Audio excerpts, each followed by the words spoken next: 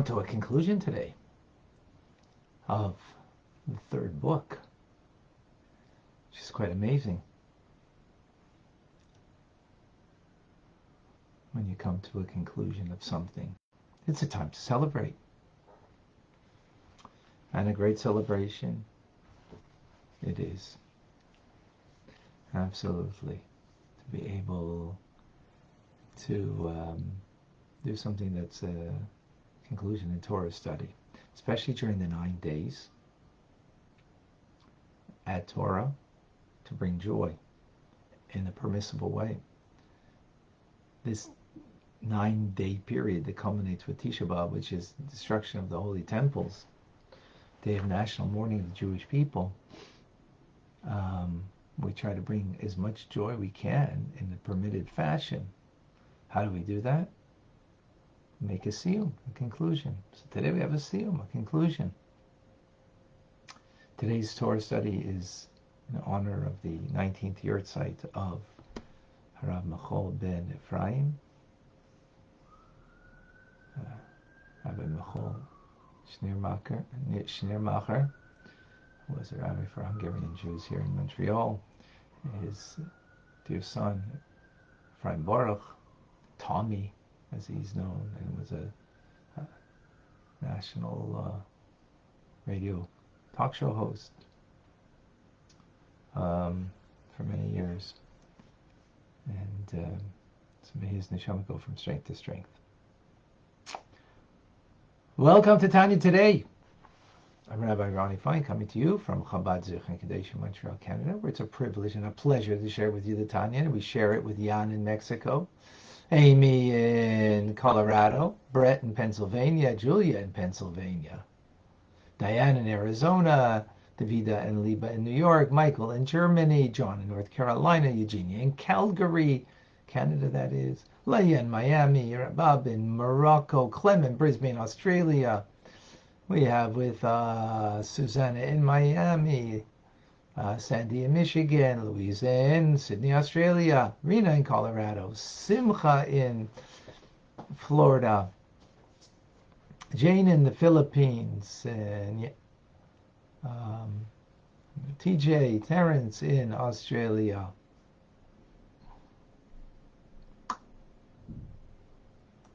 We have Vilma, Rafael, Ruthie, Michael, Jay, Clubhousers. We've got Rachel in South Carolina. We have, can't make out the names, Yenta Telebenta, Melody, Itzine.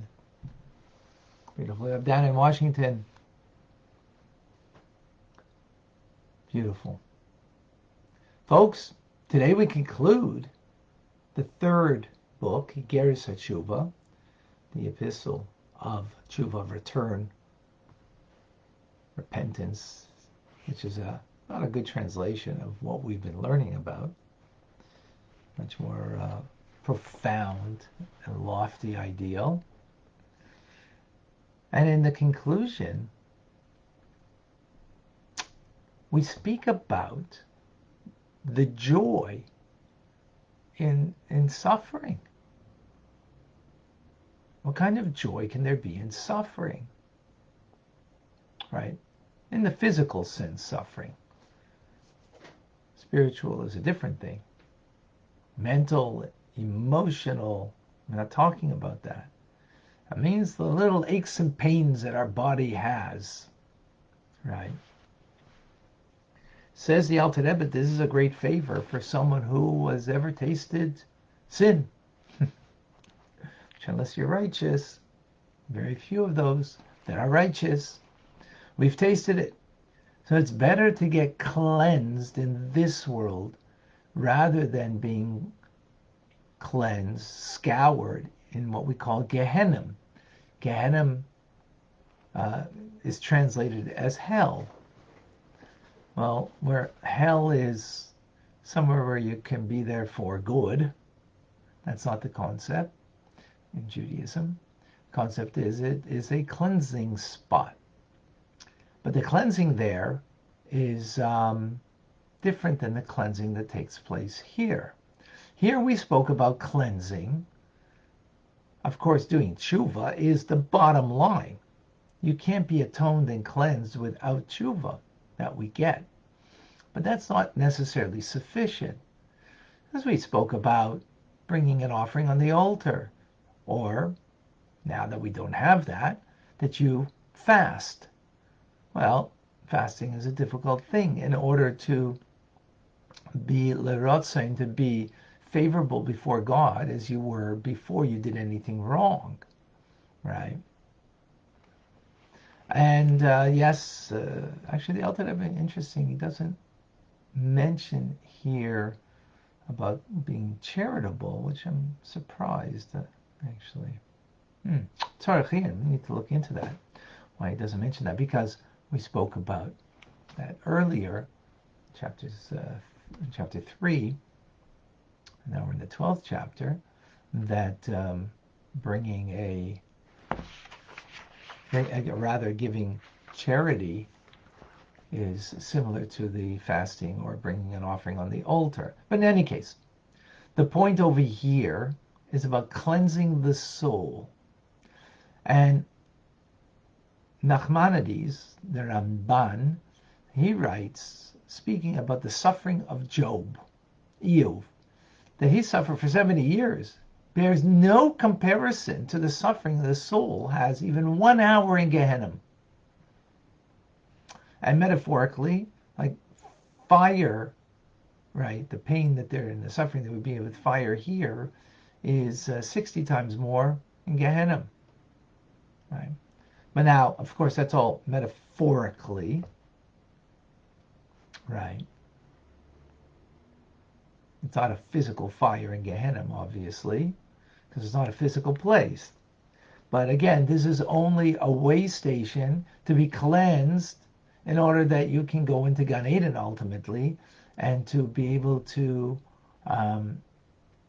be imbued by the ray of light of godliness. But before you can have that, the neshama can have that in Gan Eden, there needs to be cleansing. Likewise in this world, before you can be in a good space, you have to get out of a bad place. You can't be in a good space in your head if you're in a bad place. You need to get out of the bad place in order to be in a healthy, good space. So God, because he builds this world with kindness, he gives us in this world mild suffering in order that can save us from a severe judgment in the world to come, in Gan Eden, the world to come, meaning after 120 years of being in this world, right? So he gives us something small, and he gives a beautiful metaphor for this. A shadow in this world, right? If it were to move 6 inches in one direction, or even less than that, the sun had to move thousands of miles above in order to create the shadow, a movement of it, literally a few inches. Now, this is the metaphor, but infinitely more so is it above, that the small little thing over here is a huge thing over there. That if I have a little suffering over here, then that's comparable to 60 times more, thousands of miles more of suffering that would be up there, metaphorically, meaning in Gehenna. We see a similar idea, as the Zohar teaches, in the elevation of the worlds, the physical world, right? It starts with a spiritual arousal through a person down here, that you bring a physical offering on the altar, or it could even be a handful of flour that you put on the altar, and that elevates everything in the spiritual realms above, right? And here it's just what? It's a little nothing. It's a little nothing. But that little nothing of the performance of the mitzvah of bringing a little meal offering on the altar affects above, way and beyond. what we can accomplish over here. I mean, not what we accomplish. It accomplishes way and above the mere effort of bringing some, fine flour with oil and having it put on the altar. Likewise with mitzvahs that we perform with physical objects like tzitzis or tefillin. It reverberates and is exalted in the spiritual world so much more so than what we have done down here. In other words, we've done down here a small little thing, but it reverberates in the spiritual realm so much more so, just as the movement down here looked like nothing. But what happened over there for the sun to move? That was a huge movement. And as our sages say, sanctify yourself and you shall be holy. In other words, just do a little bit down here and God will sanctify you from above beyond the measure. Beyond the measure. And this is the idea that we're sanctified with his commandments. That we do a mitzvah. A little physical act down here. And you know what that creates? An infinite bond with the essence of God that transcends all of the worlds, all of the physical worlds, the spiritual worlds. It transcends it. So that's on the good side, meaning on the good side of the mitzvahs that we do, that it transcends way above and beyond the mere act of just putting on your tefillin, the mere act of just wearing a garment of tzitzis, right, or a mere act of being whatever other physical mitzvahs that we do, right? We're bound up with the infinite of Hashem. So precisely when it comes to reward and punishment, right, the mitzvah infinitely surpasses the physical deed itself, right? It's way and above and beyond what God gives, because he creates the world with kindness. That kindness means he's giving of himself, of his infinite self, that is way and above and beyond. So that's the reward of the things that we do, like studying Torah now. The bond that we have with God is infinitely greater than the effort put in. Likewise, when it comes to punishment, right?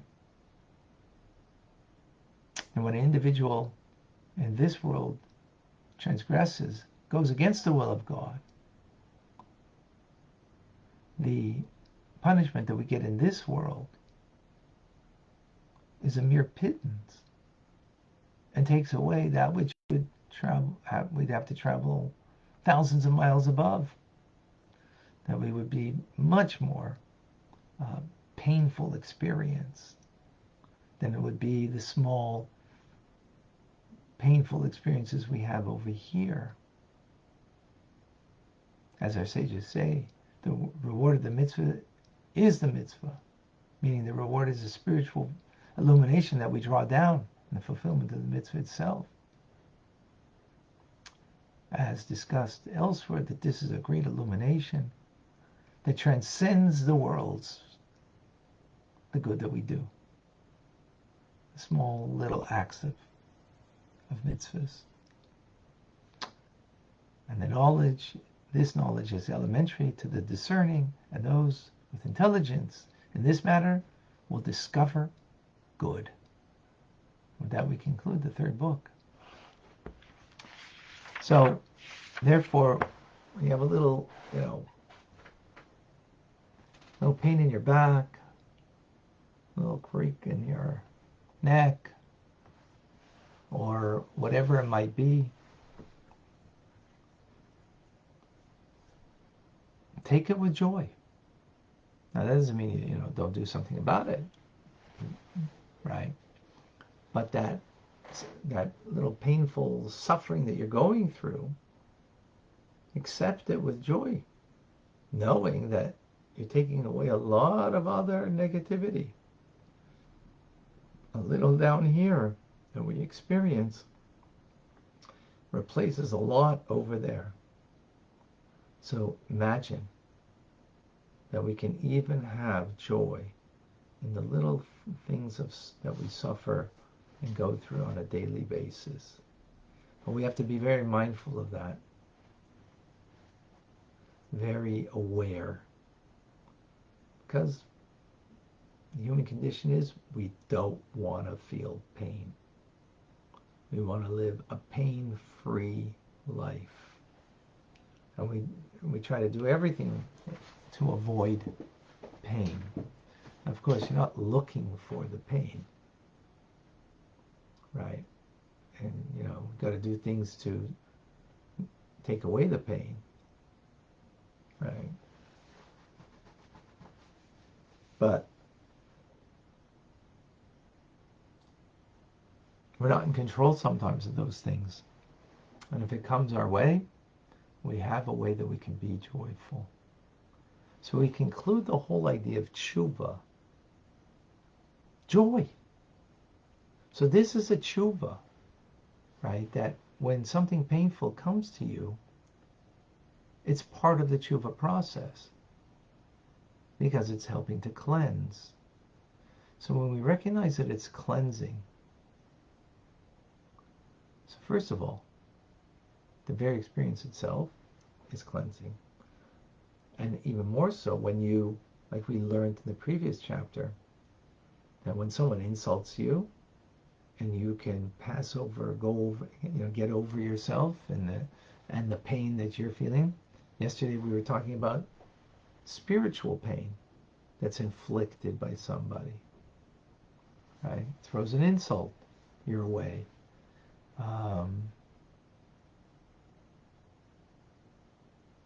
It's mean or whatever. So that's of the spirit how we spoke. How to take that with joy. Now we conclude that there are things, we all, have our aches and pains. We all have the body, suffering of the body, some more, some less. And to be able to take that in such a manner, to be mindful, aware, mindfully aware that this, first of all, is part of the process of tshuva, of a cleansing process, and just accept it joyfully, that this is taking away some of that negativity that could come at a much greater, powerful, painful experience.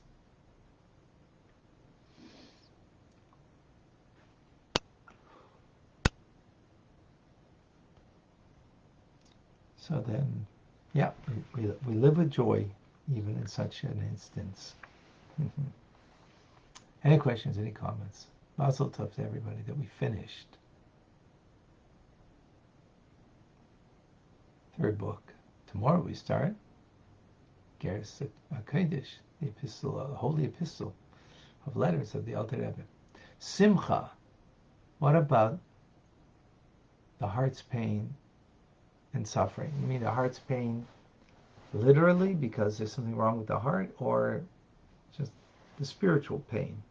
So we spoke about the spiritual pain yesterday. Now we're speaking about physical pain. Right?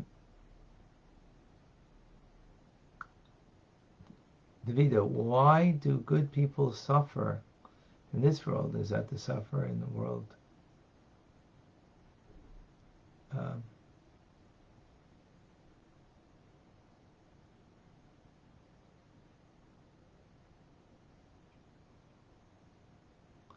Do the wicked prosper in this world because they have no share in the world to come? Or, so the wicked sometimes prosper in this world, they'll suffer more in the world to come. God creates this world with kindness. That gives us an opportunity that we could have that now instead of later. Well, you might say, I don't want it now, I don't want it later. But just think of it,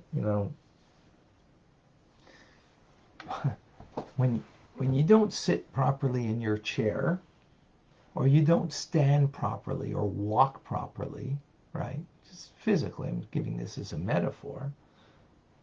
After years, it's going to have a negative effect on your body.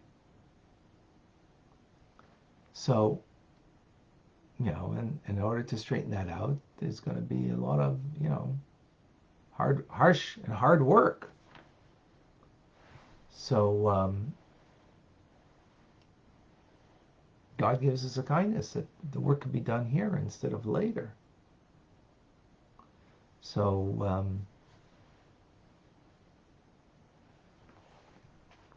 but that's if you recognize that there's work here to work on ourselves and to cleanse ourselves.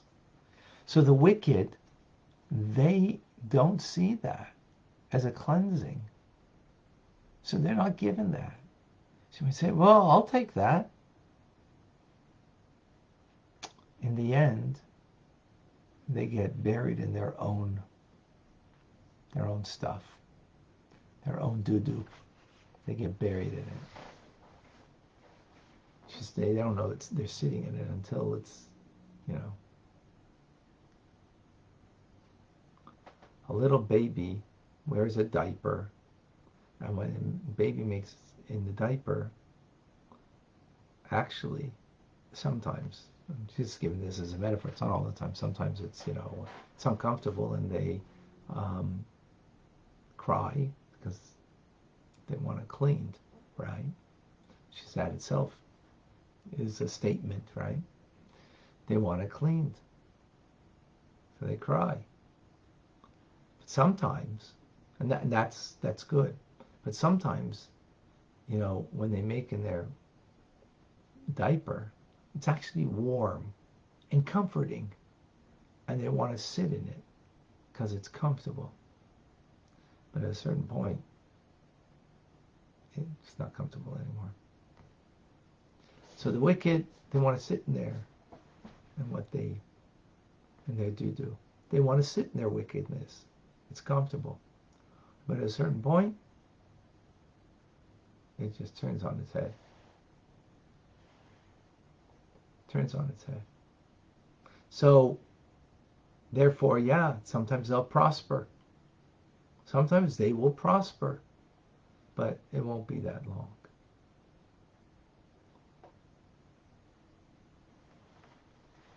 Excellent. Thank you for that question.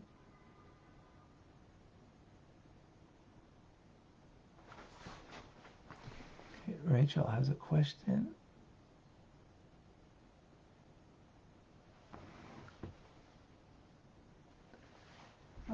Could the purpose of suffering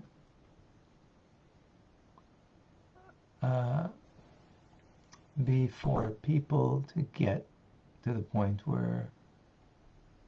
of crying out to God,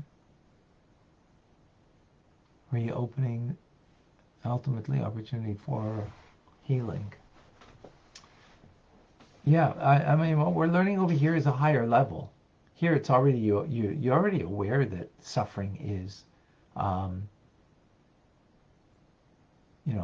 of the process of coming closer to God, and recognizing that this is, from heaven, and therefore you're open to return and come closer to Hashem. But the point in this chapter is that in that suffering, be joyful. That's the point. Be joyful. And doing that, that's tshuva ilah. That's a higher form of penitence. Right? That you are joyful in the fact that you have this. And joyful, I don't, it doesn't mean you're jumping up for joy. It means you're not kvetching, why me? You're not kvetching, why me? What you're doing is being aware that this is from God, a kindness that I can deal with this pain and suffering here to mitigate something that might come afterwards. It's just a mindset, an awareness, so we don't become a victim of it. We don't kvetch about it. We accept it lovingly and joyfully. That doesn't mean, you don't do some exercise, or you don't, go to the doctor if you need to, to take care of the pain in your tooth. That doesn't mean not to do that. It's just, how are you dealing with the pain while you have it? So here's a way to accept it with joy. That's the point. Thank you, Rachel.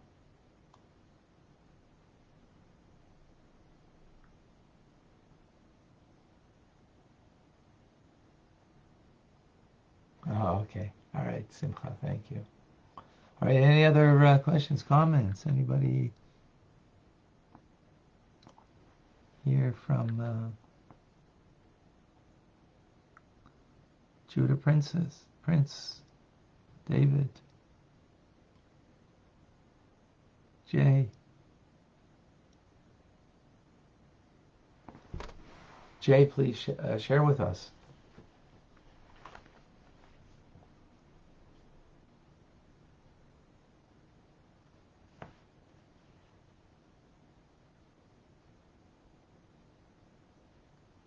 Oh, I don't know what's going on.